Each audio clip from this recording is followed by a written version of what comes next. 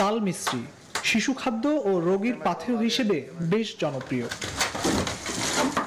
কিন্তু এই তাল মিস্ত্রি তৈরির নামে মহা প্রতারণা করছে রাজধানীর পাশে কামরাঙ্গীরচরে এই কারখানাটি। তালের রস বা ছিটে ফোটা কিছুই নেই।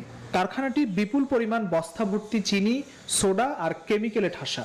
শ্রমিকরা বলছে চিনির সঙ্গে সোডা, কেমিক্যাল আর তালের ফ্লেভার মিশিয়ে জাল দিয়েই নাকি তৈরি করেছে এসব তাল মিস্ত্রির রসদ। চিনি, পানি, সোডা আর এই যে হাইড্রোস, এটাই তাল দিয়ে তো দেয় না, তাহলে তো এটা তাল মিস্ত্রি না, এটা চিনি মিস্ত্রি মনে হয়। এরপর তার নোংরা নর্দমায় ঠাসা পরিবেশে শুকালেই হলো তাল মিস্ত্রি। এসব তাল মিস্ত্রি প্যাকেটজাত করতে চলছে নিদারুণ কাটাকাটি। পরে তা পিওর তাল মিস্ত্রি নাম দিয়ে প্রতারণা করছে ভোক্তাদের সঙ্গে। চিনির সঙ্গে সোডা মিশিয়ে নোংরা পরিবেশে এভাবেই তৈরি করা হচ্ছে শিশুদের খাদ্যপণ্য তাল মিস্ত্রি। এইসব তাল মিস্ত্রি ছড়িয়ে দেওয়া হচ্ছে সারা দেশে, যাতে প্রতারিত হচ্ছেন সাধারণ মানুষ। শুধু তাল মিস্ত্রি নয়, মহা জালিয়াতিতে ভেজাল করছে মানুষের জনপ্রিয় গুড়েও। সাভার, নামাপাড়ার বিশাল এই কারখানাগুলোতে তৈরি হয় গুড়, যা ছড়িয়ে দেওয়া হয় রাজধানী ও আশপাশের বাজারে। ভেজাল গুড়ের রহস্য বেরিয়ে আসে কারখানার বাইরে এই ট্যাঙ্ক লরি থেকে কালো রঙের এই পণ্য আনলোডের চিত্র দেখে।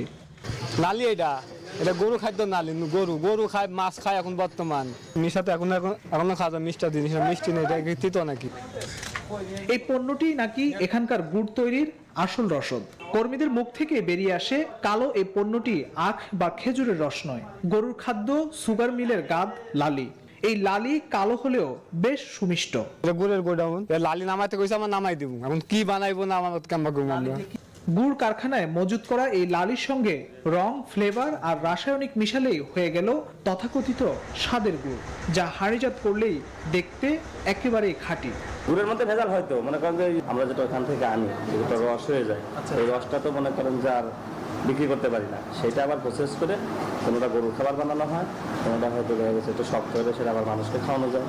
এই গুড় কারখানায় ভ্রাম্যমাণ আদালত অভিযানে গেলে আগে থেকেই টের পেয়ে তালা বন্ধ করে সটকে পড়ে ব্যবসায়ী কর্মচারীরা।